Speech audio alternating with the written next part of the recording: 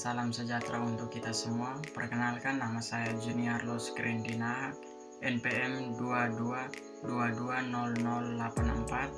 Prodi Administrasi Negara, Fakultas Ilmu Sosial dan Politik, Universitas Timor, Keva Manado. Baik, di sini saya akan memaparkan materi tentang kepemimpinan oleh Bapak dosen pengampu Pionisius Minggu. Konsep dasar kepemimpinan. Secara etimologis, pengertian kepemimpinan, kata dasar pemimpin dalam bahasa Inggris lead, artinya bimbing atau tuntutan. Dengan begitu di dalamnya ada dua pihak yang dipimpin atau umat dan memimpin atau imam. Setelah ditambahkan P menjadi pemimpin atau leader, artinya orang yang mempengaruhi pihak lain untuk melalui proses kewibawaan komunikasi sehingga orang lain tersebut bertindak sesuatu dalam mencapai tujuan tertentu. Menurut Ali Stockdale, kepemimpinan merupakan yang pertama suatu seni untuk menciptakan kesesuaian paham, yang kedua suatu bentuk persuasif atau membujuk tidak dengan paksaan dan inspirasi, yang ketiga suatu kepribadian yang mempunyai pengaruh, yang keempat tindakan dan perilaku, yang kelima titik netral proses kegiatan kelompok, yang keenam hubungan kekuatan atau kekuasaan, yang ketujuh sarana pencapaian tujuan, yang kedelapan suatu hasil dari interaksi, yang kesembilan peranan yang dipolakan, yang kesepuluh inisiasi struktur. B. Mitos-mitos kepemimpinan.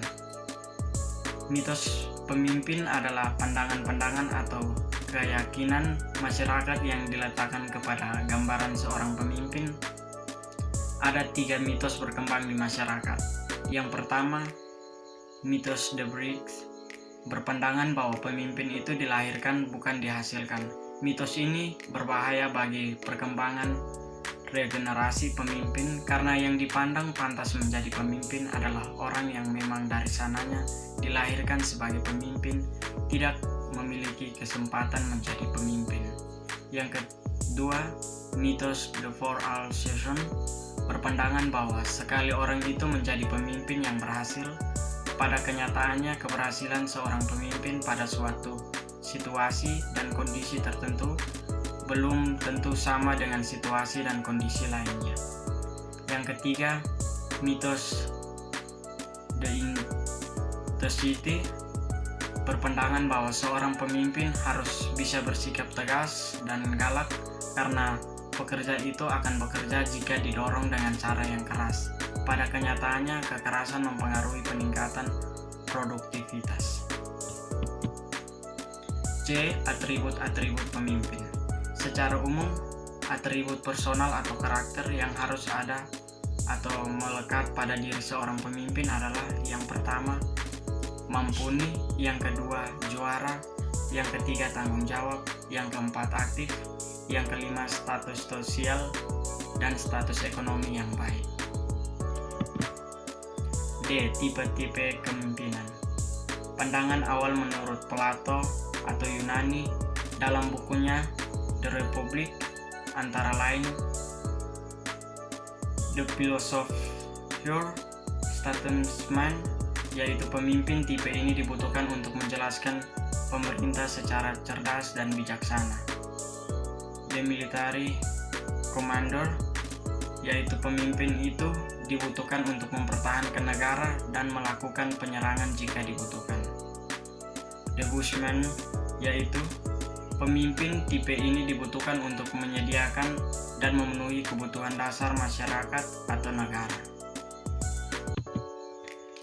E. Teori-teori kepemimpinan. Kepemimpinan menurut Terry yakni sebagai aktivitas mempengaruhi orang-orang agar mereka suka berusaha mencapai tujuan-tujuan kelompok. 1. Teori kepemimpinan klasik terdiri dari 3 teori, yaitu teori yang pertama, teori sifat. Adanya sifat pemimpin antara lain intelektual, kementangan dan pandangan sosial, motivasi, kemampuan. Ada juga sifat pemimpin menurut ahli Schofield, yaitu ciri fisik dan usia, latar belakang sosial, dan semangat kerjasama. Yang kedua, teori karismatik. Menurut Weber, menggunakan istilah karismatik atau menjelaskan bentuk dari pengaruh suatu persepsi terhadap bawaan yang menjelaskan bahwa pemimpin dibekali oleh suatu kemampuan lebih. Ciri-ciri pemimpin karismatik: yang pertama itu diterima pengikut tanpa pertanyaan lagi. Yang kedua, pengikut tunduk dengan senang hati. Yang ketiga, pengikut terlibat secara emosional dan misi kelompok. Dampak baik dari pemimpin karismatik yaitu misi mulai dipahami, terciptanya budaya yang berorientasi terhadap keberhasilan. Yang kedua, dampak buruk dari pemimpin karismatik: gagal mengembangkan kemampuan yang kompeten dan hubungan antara pribadi jelek. Yang ketiga, teori sikap. Teori sikap adalah keadaan mental dan saraf dari kesiapan yang diatur melalui pengalaman yang memberikan pengalaman. Ada juga menurut ahli Sarwono, didefinisikan kesiapan pada seseorang untuk bertindak secara tertentu terhadap hal-hal tertentu. 2. Teori kepemimpinan kontemporer.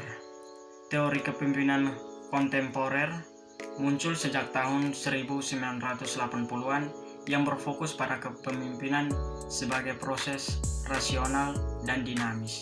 Mereka menekankan pentingnya kemampuan pemimpin untuk berkomunikasi, berkolaborasi, dan beradaptasi terhadap perubahan.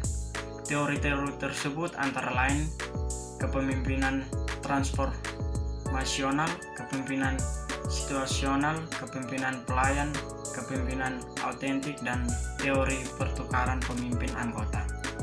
Yang ketiga, teori kepemimpinan kontingensi. Pendekatan kontingensi atau pendekatan situasional adalah suatu aliran teori manajemen yang menekankan pada situasi atau kondisi tertentu yang dihadapi. Ada 3 kemampuan kondisi tertentu yang dihadapi dalam menerapkan kepemimpinan situasional, yakni yang pertama, keterampilan analisis, yang kedua, keterampilan fleksibilitas, yang ketiga, keterampilan komunikasi. Demikian hasil paparan materi dari saya. Apabila ada kesalahan, saya mohon maaf. Selamat malam, sekian dan terima kasih.